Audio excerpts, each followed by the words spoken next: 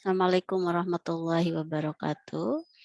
Selamat pagi teman-teman semuanya, kelas psikologi sosial baik kelas A maupun kelas B. Pertemuan keempat kali ini Bu Aminah akan share tentang interaksi sosial. Interaksi sosial yang ada kaitannya dengan kajian psikologi dan juga dari kajian kompetensi dari Prodi Pengembangan Masyarakat Islam. Nah, sudah kelihatan di layar ya teman-teman, bahwa salah satu kajian dari psikologi sosial yaitu tentang interaksi. Nah, kita kan tahu sendiri bagaimana pengertian, psikologi sosial itu interaksi yang, dilakukan oleh manusia dan kita tentunya akan dipengaruhi oleh lingkungan kita. Lingkungan baik secara mikro, meso, maupun makro gitu ya. Jadi interaksi sosial di sini nanti akan syarat kaitannya dengan bagaimana perasaan-perasaan individu sebagai personal, bagaimana perasaan-perasaan komunitas, bagaimana perasaan-perasaan masyarakat di luar diri kita, seperti itu. Nah, interaksi sosial pagi ini, yang akan dijelaskan oleh Bu Aminah yaitu tentang bagaimana interaksi sosial, kemudian faktor imitasi, sugesti, identifikasi, dan simpati itu seperti apa. Maka yang pertama yaitu interaksi sosial menurut, Woodward ya bahwa hubungan manusia dengan lingkungannya, interaksi sosial itu. Baik lingkungan yang tadi saya katakan itu personal, satu orang dengan orang lain ya, baik satu orang dengan komunitas tertentu ataupun lingkungan ini lebih luas ya.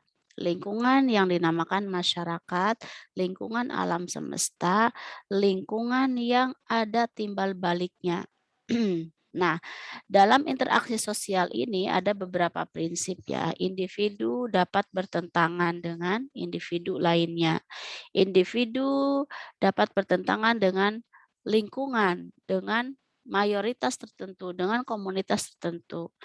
Dalam interaksi sosial juga individu dapat menggunakan ya orang lain, menggunakan komunitas, menggunakan lingkungan sosialnya juga. Dalam interaksi sosial ada prinsip ketiga juga menurut Woodward ya, bahwa individu dapat berpartisipasi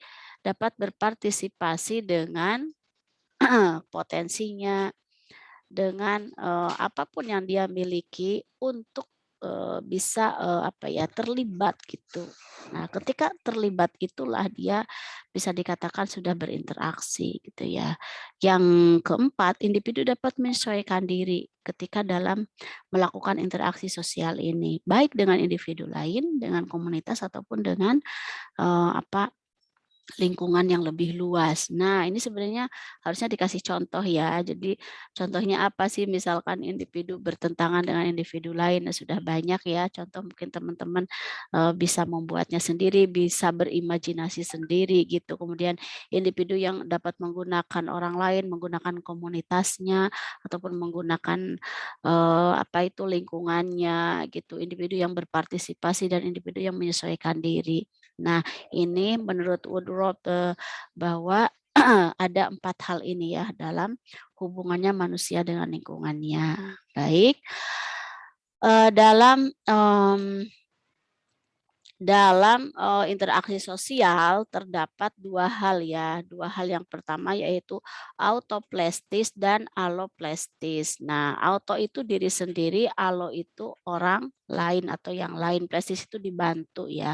Kita lihatlah, di sini ya penjelasannya. Nah, autoplestis itu seseorang gitu ya yang harus menyesuaikan diri dalam berinteraksi. Misalnya kalau di contoh sini kan karyawan yang bekerja harus menyesuaikan diri dengan aturan, tata tertib yang ada pada kantor gitu ya. Misalkan masuk jam 7 sampai jam 4 sore, memakai seragam dan lain-lain. Maka posisi kita itu yaitu auto ya. Auto itu menyesuaikan diri dengan lingkungan kita, dengan aturan, ya. Aturan yang ada di kantor, masuk jam 7, keluar jam 4, menyesuaikan diri dengan itu. Karena apa? Karena itu adalah aturan. Kalau tidak ada aturan, seseorang akan sulit dalam berinteraksi, itu ya. Akan sulit mendapatkan hak-haknya, misalnya seperti itu. Jadi penting sekali untuk menyesuaikan diri, itu namanya auto, untuk diri sendiri gitu. Kemudian yang kedua itu adalah aloplestis ya. Aloplestis itu seseorang dapat merubah lingkungannya agar sesuai dengan keinginan dirinya. Bisa merubah alo itu. Misalkan aloplestis kita sebagai seorang pemberdaya masyarakat ingin gitu ya, ingin masuk dan berinteraksi dengan lingkungan gitu, dengan lingkungan kita. Maka di sana kita harus ada prinsip merubah, tidak hanya kita ini, apa itu, menyesuaikan diri saja. Nanti kita tidak bisa menjadi seorang aktor ya, menjadi seorang penggerak.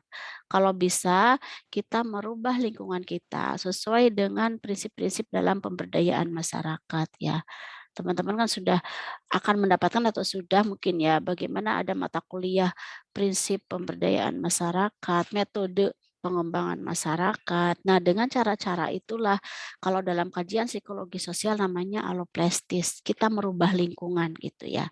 Dan ini satu kebutuhan yang harus dimiliki oleh seorang pengembang masyarakat. Kita harus merubah, merubah karena perubahan itulah yang abadi katanya ya. Jadi perubahan ke arah positif, perubahan ke arah yang lebih baik gitu. Kemudian manusia sebagai subjek dan objek. Nah, jika manusia hanya sebagai objek, maka hidupnya tidak akan lebih dari benda-benda mati. Kalau kita tuh hanya dijadikan objek itu ya, tidak berkembang, maka akan tergantung pada orang lain, pemerintah dan lain sebagainya. Maka ada bahasa-bahasa yang mungkin sudah lama sih ya kalau di dunia pemberdayaan masyarakat itu bahwa masyarakat itu bukan objek, masyarakat itu adalah subjek. Karena apa? Karena dia itu apa itu menjadi penggerak dalam dirinya sendiri, subjek, bukan seseorang, bukan masyarakat yang tergantung pada bantuan, yang tergantung pada pemerintah, tergantung pada orang lain, gitu. Nah, makna sebagai subjek di sini, itu ya, ia atau masyarakat tidak mungkin bisa hidup bermasyarakat, tidak bisa bergaul dengan manusia lain. Nah, pergaulan ada jika ada give and take ya antar sesama. Jadi kita tidak hanya menerima, tapi kita juga memberi gitu ya. Nah, memberi di sinilah kita bisa aktualisasi diri gitu ya, bisa kita menjadi seorang pemberdaya masyarakat gitu. Dalam pengembangan masyarakat, indikator dari subjek ini adalah berdaya, sadar akan potensinya gitu ya, dan berkembang gitu ya, tidak tergantung pada orang lain gitu. Jelas jadi manusia tidak bisa dipisahkan dari yang namanya masyarakat gitu ya. Itu makna dari interaksi sosial. Auto, alo, subjek dan objek gitu ya. Coba kita sebagai seorang pemberdaya masyarakat sebenarnya dalam kajian psikologi sosial itu enaknya sebagai apa gitu ya. Sekali-kali kita auto, sekali-kali kita alo, merubah. Tapi kita juga harus ada proses penyesuaian diri ya auto ya. Sekali-kali kita mungkin jadi objek karena kita yang dikasih aturan. Tapi dalam prinsipnya ketika praktek dalam pendidikan masyarakat, kita harus jadikan masyarakat itu bukan objek, tapi subjek. Mereka lah yang harus bergerak. Mereka yang harus memahami siapa diri mereka. Apa yang bisa mereka kembangkan dengan potensi mereka itu. Itu ya. Nah, sebagai makhluk sosial, manusia itu didorong untuk saling membutuhkan, saling belajar ya. Untuk saling berinteraksi. Jelas ya, kalau tidak ada dorongan ini, perlu digarisbawahi, perlu dipertanyakan gitu. Nah, dalam dorongan sosial ini, dalam kebutuhan manusia ini, tentunya ada persepsi orang lain terhadap kita. bisa terhadap penampilan, bisa terhadap perilaku, sikap, persepsi orang lain terhadap diri kita, persepsi orang lain terhadap kelompok kita, persepsi orang lain terhadap komunitas ataupun masyarakat kita. Setelah ada persepsi, biasanya ada reaksi gitu ya. Nah, ini satu lingkaran yang tidak bisa dipisahkan dari yang namanya interaksi. Jadi manusia itu tetap harus ada dorongan dan membutuhkan orang lain, sehingga ada yang namanya itu proses interaksi. Di dalamnya ada persepsi tentunya, ada reaksi, ada gerakan-gerakan yang bisa mendorong bahwa dia adalah makhluk sosial gitu. Nah, sehingga ini kalau luring itu biasanya Bu Aminah berdiskusi ya, interaksi sosial itu apa menurut teman-teman gitu. Monggo ya, ini bisa ditulis 1 halaman saja, tapi pakai referensi, cari jurnal penelitian ataupun buku yang menjelaskan tentang interaksi sosial. Tetap dikasih sumber rujukan, boleh bentuknya footnote atau body note intinya gitu ya. Monggo teman-teman. Nah, pengertiannya menurut handbook psikologi sosial yang Bu Aminah pakai ini ya, menurut Bonner bahwa suatu hubungan antara 2 orang atau 2 individu atau lebih ya, di mana perilaku individu yang satu mempengaruhi ya, mengubah atau memperbaiki perilaku individu yang lain atau sebaliknya, kita yang dipengaruhi, kita yang diperbaiki oleh lingkungan kita gitu. Itu interaksi. Jadi ada kesalingan, ada timbal balik gitu. Nah, yang kedua teman-teman tadi baru pengertian ini ya interaksi. Yang kedua tentang faktor yang mendasari interaksi. Ada imitasi, sugesti ya, kemudian ada juga identifikasi dan yang terakhir simpati ya. Nah, teman-teman nanti Bu Aminah akan menjelaskan tentang beberapa eksperimen juga ya. Kita cari tahu imitasi. Imitasi itu apa sih? Jadi ketika kita melakukan interaksi sosial, ada faktor yang mendasarinya itu imitasi, meniru ya. Bisa sikap, bisa penampilan, bisa gaya hidup. Meniru itu bisa salah. Itu akan menjadi kesalahan kolektif. Meniru juga tanpa kritik, tanpa sadar. Jadi dan ini akan menghambat kebiasaan berpikir kritis.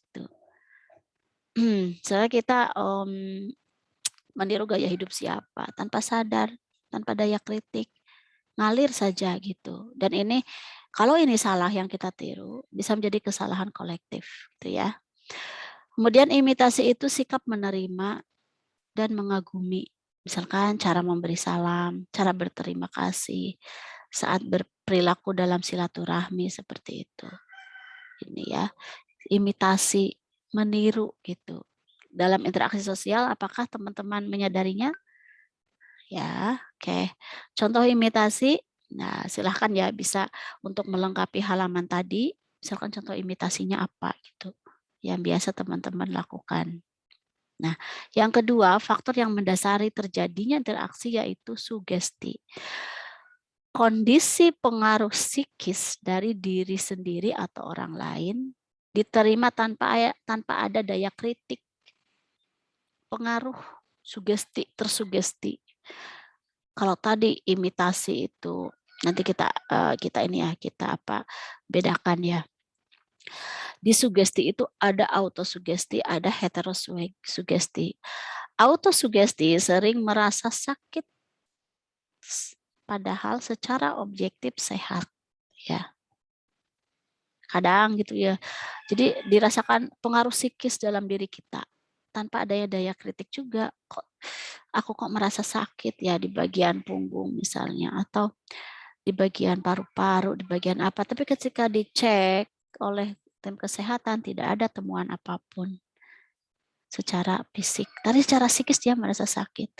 Autosugesti, merasa sakit. Kalau heterosugesti, individu menerima cara, pedoman, norma dari dan lain-lain dari di luar dirinya. Ini ranah psikologi sosial ya. Kita sebagai individu dalam berinteraksi itu secara psikis ya dipengaruhi oleh norma, pedoman, cara pandang di luar diri kita. Itu sugesti yang sifatnya hetero dan ini menjadi kajian dari psikologi sosial.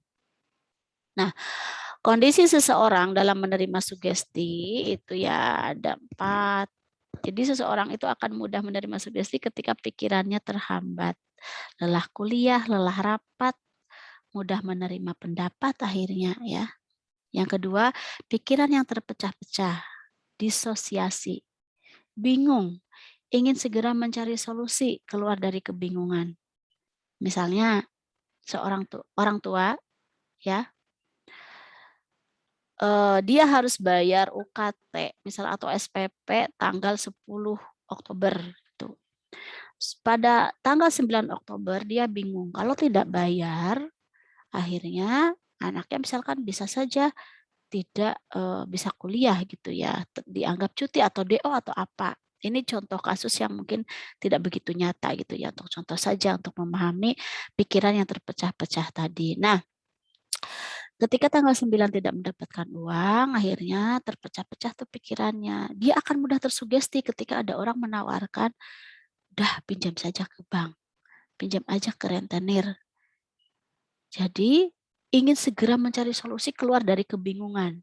Itu yang namanya kondisi pikiran terpecah-pecah atau pikiran yang terhambat karena ingin segera dapat solusi.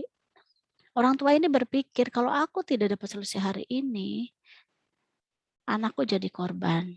Kalau aku nggak misalkan dapat solusi, misalkan hutang dari manapun, anakku yang bisa meraih pendidikan. Dia tidak berpikir bahwa kalau rentenir itu akan merugikan dia gitu. Ini namanya kondisi yang mudah tersugesti. Kemudian otoritas gitu ya atau minoritas. Misalkan gini. Materi yang sama yang disampaikan tetapi berbeda tersugestinya. Coba kalau teman-teman menerima diperiksa oleh perawat dan dokter yang otoritasnya kuat tapi dia minoritas hanya 1 orang, itu adalah dokter. Kita mudah tersugesti oleh dokter yang hanya 1 orang daripada perawat yang misalkan ada puluhan, ada ratusan. Nah itu. Dan kadang kita juga tidak tahu benar salahnya, bisa jadi kan. Kita nggak tahu juga misalkan resepnya itu ternyata lebih manjur misalkan dari suster, kita nggak tahu karena secara sugesti kita ada teori yang namanya otoritas minoritas. Dokter lebih dipercaya sebagai individu yang minoritas ini yang memiliki otoritas ketika dia memberikan resep-resep obat, ketika dia bicara tentang suatu hal, suatu gangguan pada tubuh misalnya gitu. Nah, berikutnya juga kiai dan santri. Kiai punya otoritas yang sebagai individu yang sendiri, yang minoritas dibandingkan dengan santri yang ribuan, masyarakat mungkin akan lebih tersugesti oleh Pak Yai daripada ke santri. Ini hanya contoh saja ya, ini bukan kasus beneran, contoh untuk memahami bagaimana sih mudah seseorang itu tersugesti gitu. Kemudian yang keempat, kondisi mudah menerima sugesti yaitu mayoritas. Seseorang itu akan mudah percaya kalau orang yang lebih banyak itu mengatakan A misalkan. Berbeda kalau orang yang minoritas itu mengatakan B. Ini kebalikan dari yang ketiga ini. Kalau yang keempat ini kita punya eksperimen. Contohnya ya. Ada eksperimen Asch pada tahun 1952 yang mengatakan bahwa mayoritas itu akan berpengaruh pada sugesti tiap personal individu gitu ya. Begini, ada 3 variabel, yang pertama jumlah mayoritas, yang kedua jumlah minoritas, yang ketiga taraf kesukaran tugas. Variabel ini akan dieksperimen ya, dan ini sudah dieksperimen oleh Asch tahun 52. Nah, perintahnya menilai dan membandingkan panjang garis itu 3 ya. Taraf kesukarannya itu mereka itu disuruh membandingkan mana sih garis yang paling panjang. keadaan ruangan yang dijadikan eksperimen itu setengah gelap. Kan kondisinya harus setengah gelap, jelas tidak, gelap tidak gitu ya, terang tidak, gelap tidak. Kan adanya keraguan-raguan. Kalau gelap banget sih ya nggak mungkin mereka nggak bisa lihat. Kalau terang banget itu namanya suatu kejelasan, bukan lagi keraguan. Jadi memang sengaja ruangannya dibuat setengah gelap. Kemudian ada kondisi berikutnya, penilaian mayoritas diciptakan salah. Jadi yang satu ini mayoritas itu memang sudah disetting. Kamu nanti jawabannya salah ya. Nah, kita akan menguji yang minoritas gitu. Dengan tugas panjang garis yang paling panjang yang mana? Contohnya ini. Yang minoritas disuruh menebak mana sih yang paling panjang. Tetapi sebelum mereka menebak, mereka mendengarkan dulu pendapat dari yang mayoritas. Dan mayoritas menganggap garis yang paling panjang misalnya ini. Nah, realitanya ternyata kondisi yang pertama gitu ya. Minoritas satu orang ya secara bergantian di tes mana garis yang paling panjang itu, mereka sampai 50 orang itu mengatakan salah karena mereka mengikuti mayoritas yang hanya 8 orang. Jadi begini, ini ruangan, ada panjang garis. 1 lawan 8, 8 itu ya mayoritas. Ada orang 50 tapi secara bergantian sebagai minoritas, sebagai individu dia masuk ke ruangan, dia nebak. Tapi dia mendengarkan dulu dari yang 8 orang bahwa garisnya itu adalah yang paling salah, adalah yang paling benar adalah garis yang tengah. Nah, itu yang 50 orang itu, dari 1 sampai 50 itu secara bergantian itu menebak dan mengikuti pendapat 8 orang. Nah, maaf agak-agak keliru tadi saya bilang 50 orangnya menebak salah gitu ya. Ternyata hasil yang kondisi A itu dari 50 orang, 32% adalah salah menebaknya. Orang yang dites itu kelompok minoritas dengan mudah mengikuti sugesti dari mayoritas 8 orang itu. Nah, jika tugasnya cukup jelas, minoritas ini yang satu orang itu tidak mudah dipengaruhi oleh pendapat mayoritas, tetapi jika sulit, minoritas rela mengikuti mayoritas, walaupun mayoritas dalam eksperimen ini dibuat salah. Itu ya, mudah-mudahan paham. Kondisi B, minoritas tadi masuk ke ruangannya ditambah 2 orang, 2 orang, 2 orang, tidak lagi satu-satu. Mayoritasnya sih tetap, pendapat mereka juga tetap. Kondisi B berubah, kesalahannya dari 32% menjadi 10% saja. 10,4%. Artinya apa? Jawaban yang salah mengikuti mayoritas berkurang, dibantu satu orang saja yang netral atau tidak mengikuti mayoritas, sudah bisa mengurangi sugesti mayoritas. Baru mereka ditambah satu orang ya, sudah bisa terkurangi karena mereka ada diskusi, ada dialog misalnya. Kondisi C lagi, yang masuk ke ruangan itu 3 orang, 3 orang. Dan kondisinya sangat menakjubkan. Kesalahan yang tadinya 10% menjadi 5,5%. Nah, tambahkan satu orang saja, ini bisa mengurangi sugesti gitu ya. Tetap ada pengaruh sugesti mayoritas walaupun kecil gitu ya kesimpulannya. Jadi sadarkah kita jika minoritas memiliki sugesti itu dianggap salah? Padahal bisa saja benar ya yang minoritas itu. Jika mayoritas yang sugestinya salah, kita selalu mengikuti. Hati-hati nih, secara psikologis kita harus mampu membaca lingkungan kita. Jangan sampai kita tersugesti. Semakin kita cerdas, semakin kita banyak pengetahuan, semakin kita kuat dalam pengetahuan agama, dalam pengetahuan bersosialisasi, dalam pengetahuan keberagaman, moderasi beragama, macam-macam. Kita tidak akan mudah tersugesti oleh kelompok-kelompok tertentu. Kelompok yang eksklusif misalnya. Semakin kita terbuka pikirannya, kita akan dengan mudah untuk bijak, tidak mudah menyalahkan, tidak mudah percaya misalkan kepada mayoritas tertentu yang memang itu dianggap mudah sekali diikuti.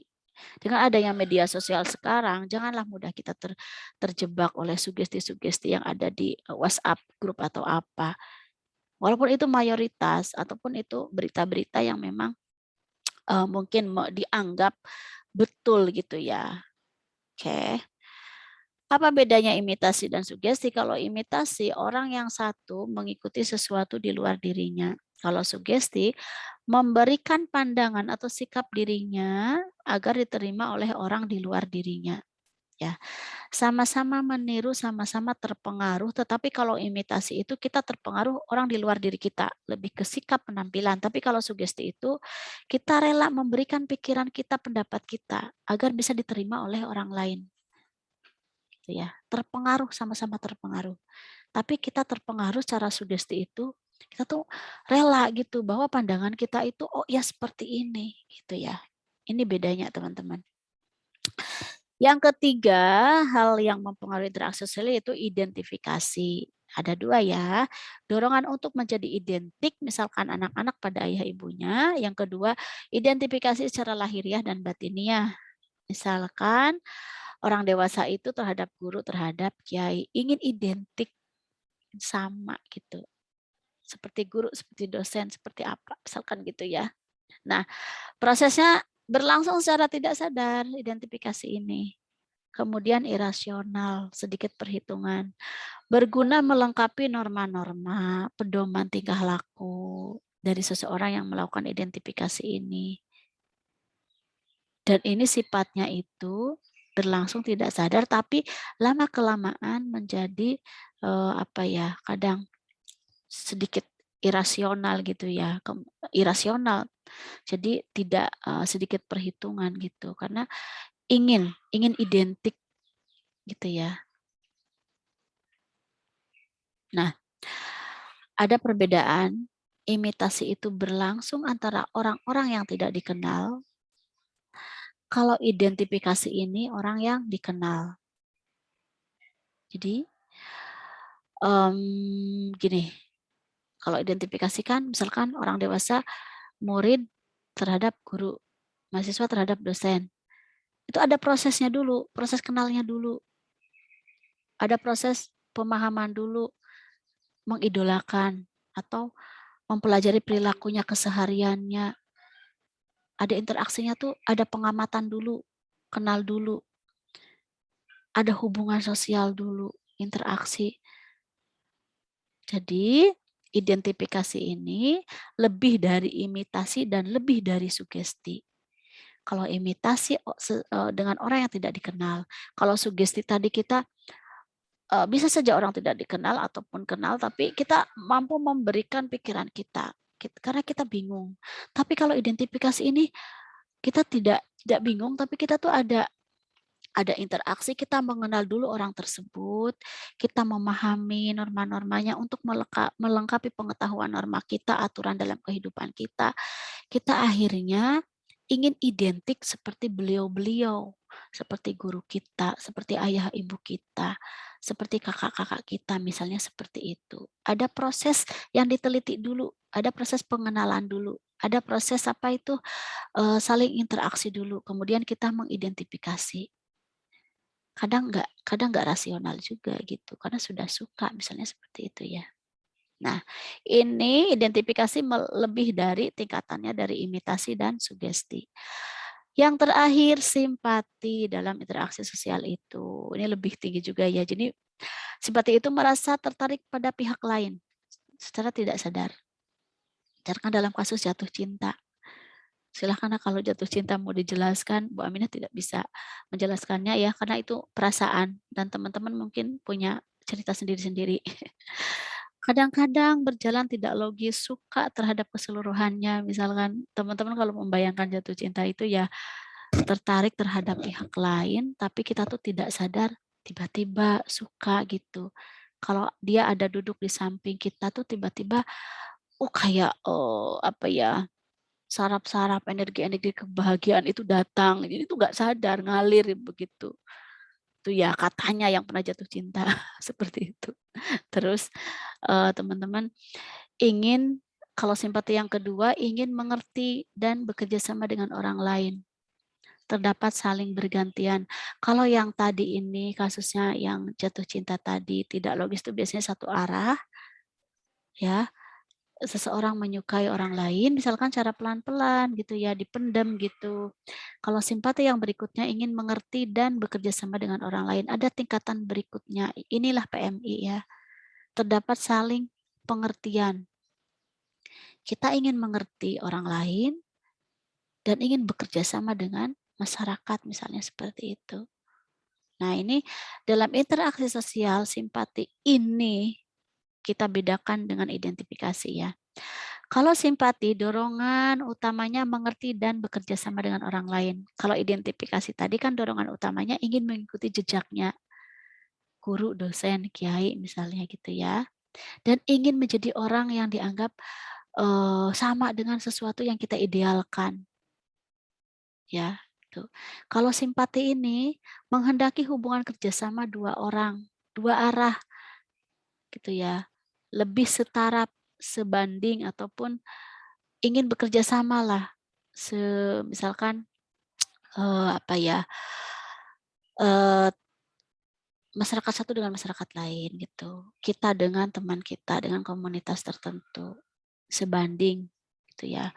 Tetapi kalau identifikasi hanya menghendaki bahwa yang satu ingin menjadi seperti yang lain. Yang menghendaki itu hanya satu orang dari satu arah, kita saja misalkan yang ingin mengidolakan orang lain. Orang yang kita idolakan belum tentu kan ingin seperti kita, ya nggak mungkin gitu. Jadi kalau simpati itu dua arah, dua orang saling, dua masyarakat saling, dua komunitas saling gitu. Ya. Kemudian simpati itu bermaksud bekerja sama. Kalau identifikasi bermaksud belajar, ingin meniru yang lebih dalam, tapi kita tuh ada proses pengenalan dulu ya, ada proses belajar dulu seperti itu. Ya teman-teman, terima kasih sampai di sini materi tentang interaksi sosial. Sekali lagi ini butuh didiskusikan secara langsung sebenarnya. Monggo saja teman-teman bisa membaca teori-teori tentang interaksi sosial dan jangan lupa kalau ada pertanyaan bisa komen ya di YouTube-nya Bu Aminah. Kemudian teman-teman juga bisa menulis satu halaman tadi apapun. Bolehlah lebih sedikit dari satu halaman. Terima kasih sekali lagi. Selamat berdiskusi, selamat belajar ya. Salam sehat untuk semuanya. Assalamualaikum warahmatullahi wabarakatuh.